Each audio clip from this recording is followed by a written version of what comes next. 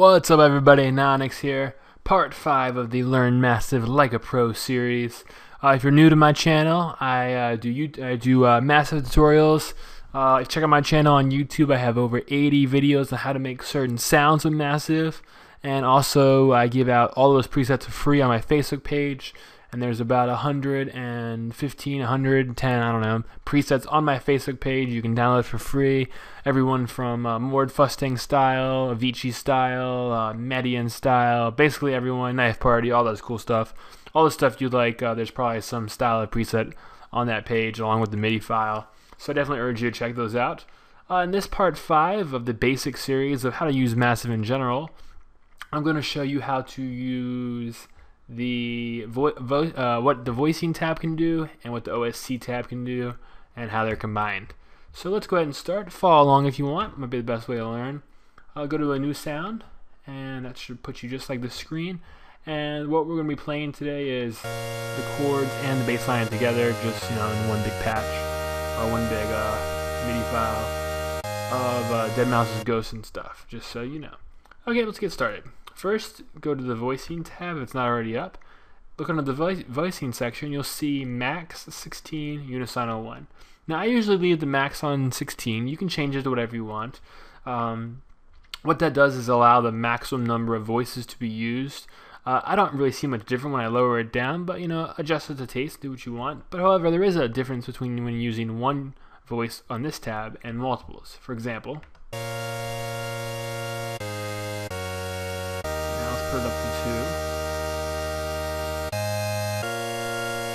Slight difference. Go ahead and jump up to 5.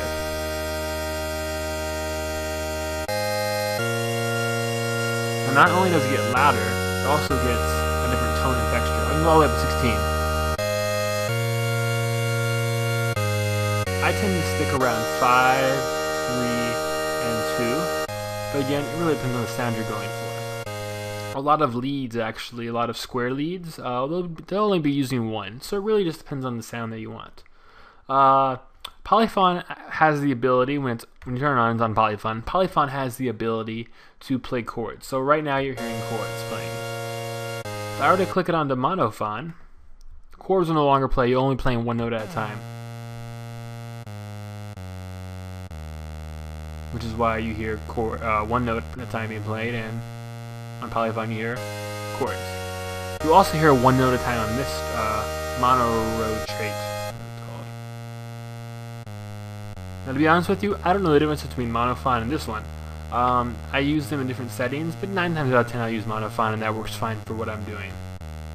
Feel free to experiment on your own and learn what works best for you and what sounds you like. Now just while we're here, I'm going to show you what is tied to this. So you have this. No sliding is going on, sliding between notes, or glide as they call it. So if you turn on that, you do hear glide. The glide is actually going to be controlled over here in the OSC tab, right here, under glide.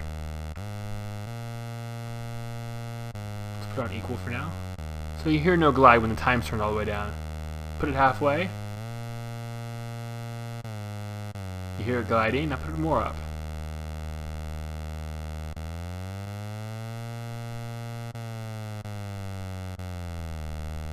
As you can tell the difference between adjusting the time knob. Now let's put it on a rate. We get a different style of glide, a very minute difference, but a little bit different. So we'll use those and decide which one you want.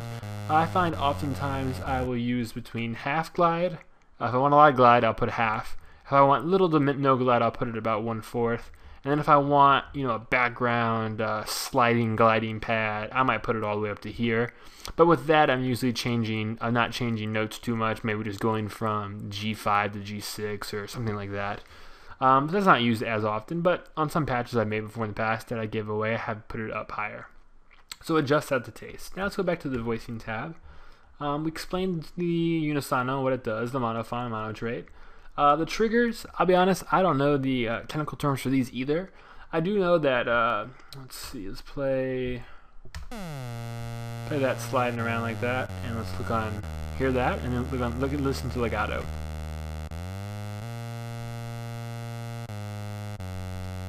Doesn't slide as much.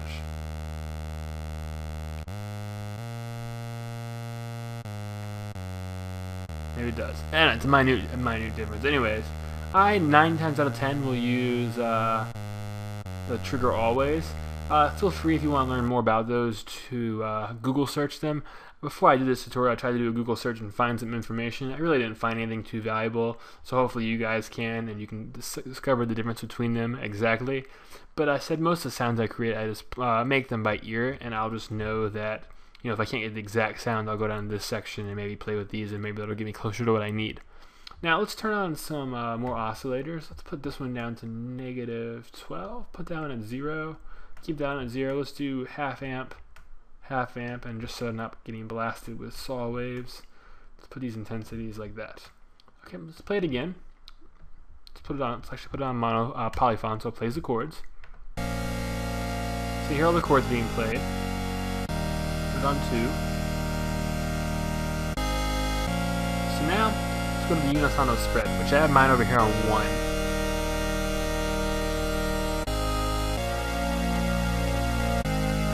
See, by just barely sliding, you get some detune going on, some phasing, some cool sounds. Too much sounds like shit, but a little bit goes a long way. So definitely experiment with the pitch cutoff and the voicing number. Get some different sounds. As you can tell, with off, slide it a little bit. It's off, and then on, off, on. You can definitely hear a difference. It's pretty cool to go around and adjust. Now, I could try to explain the wavetail position button to you, but I really don't know what it does. So let's see what it sounds like. Now, I only have one headphone in right now, and I'm trying to talk at the same time, so I really can't tell the difference. But I believe it might have something to do with adjusting. I'm not really sure. I learned that one time I knew what it was doing. I never used it personally, so I really wouldn't worry too much about it unless you're eager to learn about it. Then Google it, you'll probably figure it out.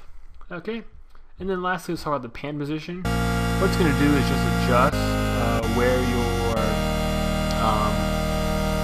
synth sits in the mix in a 3D environment. So, for example, now normally I have on 2 pairs of headphones, both sides of my headphones, so I can tell you exactly what's going on. Sadly, since I have one headphone off and I'm talking to the other one, I can't hear the exact nuance of difference. It just kind of sounds the same to me. But by adjusting this tab, it'll definitely put your synth in a different part of the mix. So if you're familiar with 3D mixing environment, you know, left, all the way to the left, to the right, you know, how stuff's sitting, where the vocals are sitting, where the background, you know, all that kind of stuff, which I'll go over in a later video. This can help you make the synth sit exactly where you want it in the mix before you even have to go and worry about, you know, delays to make minute delays to make it, you know, sit a little more on the left side or sit more on the right side, or stuff along that nature. So it's definitely a cool tool to use to help the overall construction of your final mix and to make it sit exactly where you want it to sit in the mix. Okay, hopefully that explains that. Let's go over to the OSC tab again, which we explained earlier. We went over the timing, and don't forget, if you have want the time to work, you need to be in monophone. And also this right here does work. The unison button does work in monophone mode too, so you can crank it to 16 while it's in monophone. It doesn't need to be polyphonic for that to work. Okay, so let's go. I don't really know. It's okay. Let's go over to the OSC tab. The restart via gate, I'll try to go over. I do know how this works. I'll try to give the best explanation I can give without using a bunch of technical terms. Is that if you're, just say you have, let's go up here and change this to that, detune that to that, and that to that. Go back here, put it on polyphone, turn on 2, 3. It's fine, doesn't matter. So let's play that. You hear the detuning going on? Now it sounds like crap, but let it go for now. Sometimes the detuning, when you detune the oscillators, or when you're using this mod oscillation tab down here, what can actually happen is you can get the oscillators to phase in and out in a way that's not conducive to what you want the track to sound like. This happens a lot in my bass presets, not a lot sometimes. I'll hear other people complain about it online. And what it's basically doing is it's phasing in and out of the oscillator, so the oscillator isn't hitting at the exact same time every time it strikes a note. So if you're unaware of what phasing sounds like, it kind of sounds like a phaser is on it, which I explained in earlier videos. Or it might just sound to an untrained ear, or someone that doesn't listen to dance music as much, or doesn't have the stupid amount of knowledge that I pretend to have. It might just sound like it's getting louder and quieter. So if you have a lead or a bass or anything, or that sounds like it's going in and out of volume or ducking in and out of volume over a certain maybe 36 or bar loop or whatever, however it's looping, it might be an issue with the phasing. So click on the restart via gate. When you click on the restart via gate, however, you will not have the original sound that your patch made, which sucks ass. So you will have to go and readjust your patch by readjusting the OS1 tab, OS2 tab, and there's no right or wrong A. This is just where the oscillator is going to start at. I believe it's how by adjusting these, you can try to get it as close sounding to the original as possible. Usually I can get it 90% original sounding by adjusting those, but if I do not adjust those sliders and just have my original patch, it sounds awesome sometimes, but phases in and out or gets loud and quiet, and I just turn the restart via gate on, it's going to sound like shit 90% of the time. So you're definitely going to have to adjust these sliders to get the exact sound that you want, and again, it probably won't sound 100% the same, sadly. Okay. Let's go back to, I'm going to turn it back on this, back to that, and turn these oscillators off for now. Okay, so let's go back here and play, let me get rid of this bass in here so it's not playing so low. 1 second, guys. Wow. Okay, so that's playing like that, right? So you might notice a lot of tracks recently, a very popular sound is the vibrato square, where they're simply adjusting the vibrato rate, which is right here under the OSC tab. Do you want to turn that off? There you go. That sound might sound familiar. A lot of tracks have been using it lately. They'll layer it over top of saws. You'll hear the big saw break down to the vibrato square in the background. Lasso, I think that's how you pronounce it, likes to use it. A lot of, most big artists used it at one point in time. It's a great sound. I myself enjoy using it, even though I'm nobody. But no, it's definitely a good sound to use. So adjust those to taste, and too much will sound like kind of like a horror movie. But you also have the vibrato button down here you can adjust, which is also good. But I like to usually adjust the depth and the rate individually. And then you can adjust the attack and decay, which I explained in earlier videos what attack and decay are. But I again just adjust these to ear, and if it sounds good best like that, I'll leave it like that. If it sounds best like that, I'll leave it like that, or vice versa. Whatever sounds good to your ears, that's what you want to go for on that one.